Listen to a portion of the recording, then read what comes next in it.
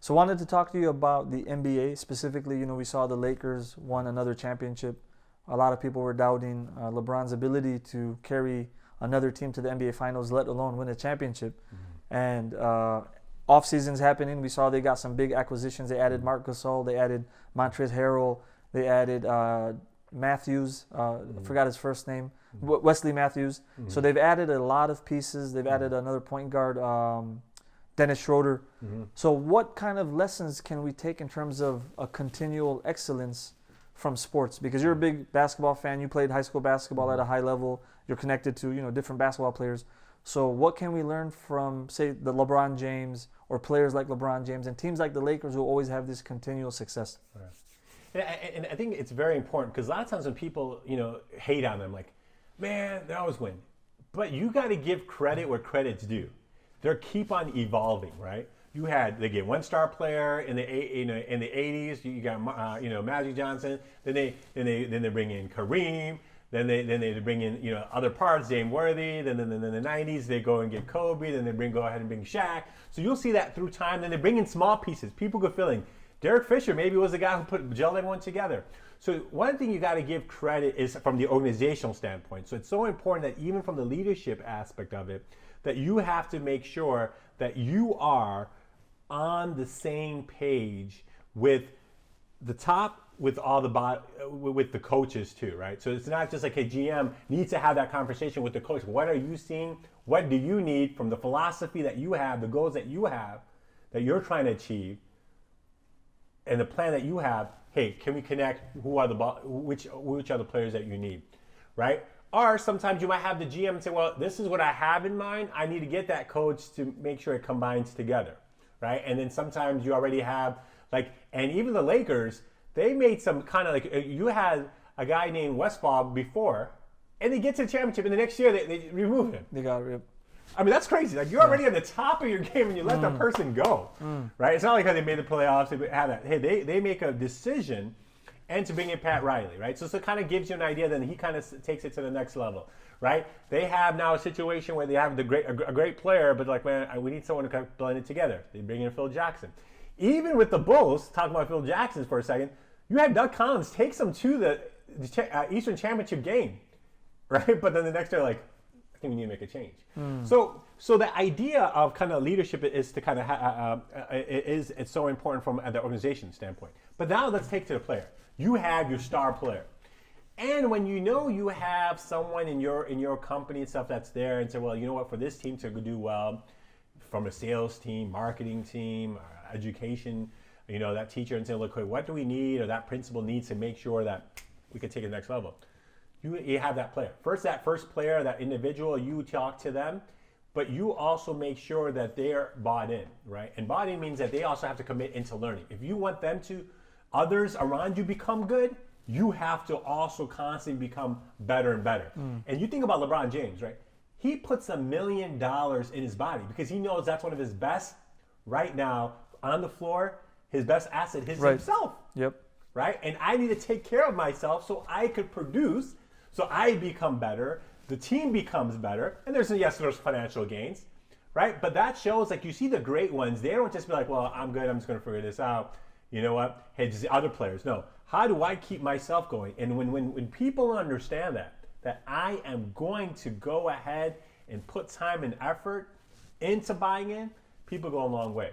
Right? And I think that's where LeBron James kind of had played a big part about his physical, of taking care, working on his game, putting time and effort. And I like that sometimes he tapes it, right? Because it gets the other team motivates them to know how to do that. And there's a great story about Kobe where that the idea of that him just constantly practicing longer than anyone else.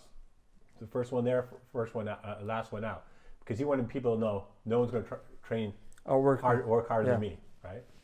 So that's huge. What's interesting is with LeBron James, you can make a direct correlation and compare him to the Lakers organization, because what happens, I feel when people get success, they get lazy. Yes. Because you got to the promised land, you won, you want to party, you want to have fun. But with the LeBron example, he hurt his back. He had that lumbar disc herniation.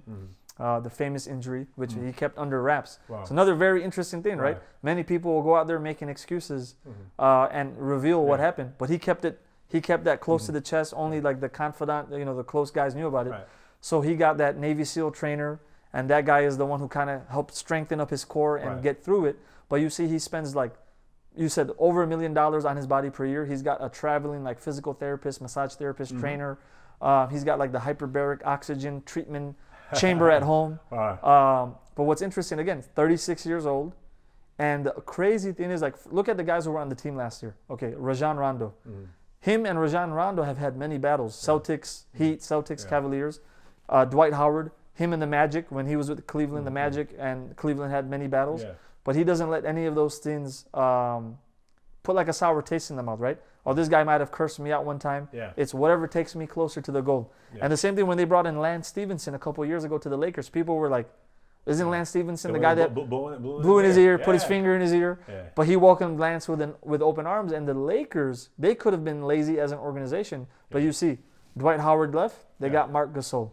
Rondo left, so they got Dennis Schroeder. Yeah. They got rid of Danny Green, so they picked up Wes Matthews. Yeah. And then for power forward, they picked up Montrezl Harrell, about 18 points a game with the Clippers. Right. And then the Clippers play in the same stadium, Yeah.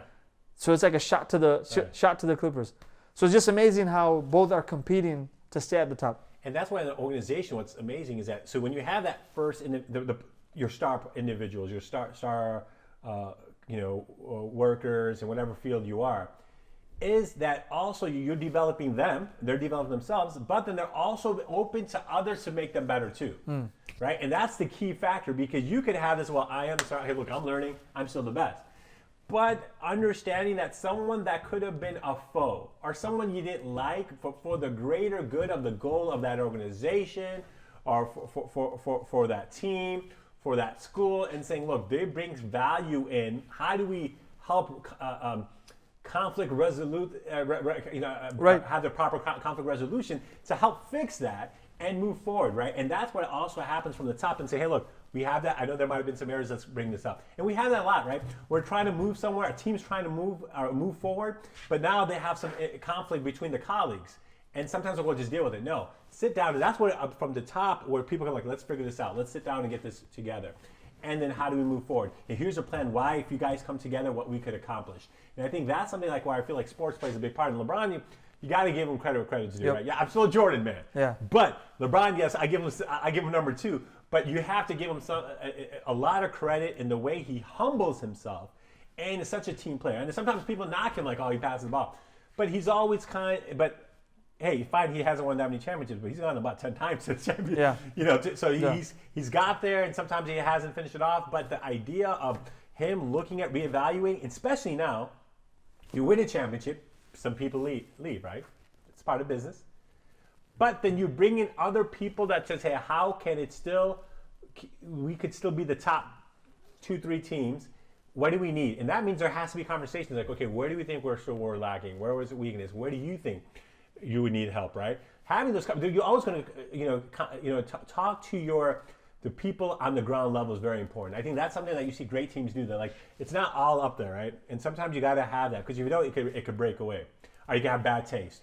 Like example Houston, with the Bulls, with the Houston Rockets. I don't know if you know what's going. Right now, especially with his with the Houston Rockets now, good example owner with his views, personal views. That also bothered them, right? And the fact that you were saying that you have to keep the top guys informed, right? Yeah. Because it is a players' league. Yep. But with James Harden, they were saying that James Harden and Westbrook were not consulted on some moves. Yeah. So they were both like disenfranchised. They're not happy. They want out because you're not consulting the superstars. Right. Well, you're gonna say the Bulls. I don't know. Yeah, and the same like how the Bulls were. Hey, they won 6 straight. They could have maybe won 7th, right? And some of them thought they would. There was that whole Last Dance movie where they're saying, well, the GM kind of like, I don't need to ask them anything, right? Yep. Old school management style. So, well, you know what? I'm the one who's making this happen, and say, no, you got to make sure that even if we're watching things from the balcony, you need to talk to the people on the floor, right? You got to get there, just make sure everything's all right on the field. If you're watching, from the seats, and I think when you don't have that, then there's distaste and say, you break up sometimes an opportunity for another year or two, and they didn't have now since that. It's been 16 to 20 years.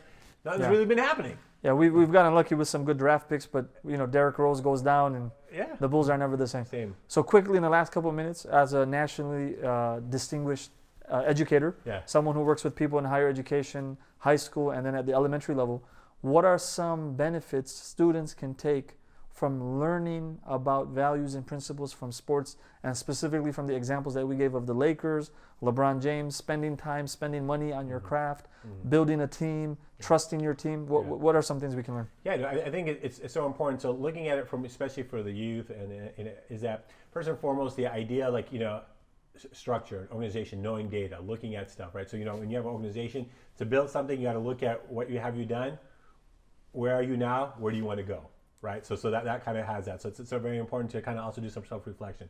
Number two is that if you are that person who everyone's going to, how do you keep on developing your skills to become better?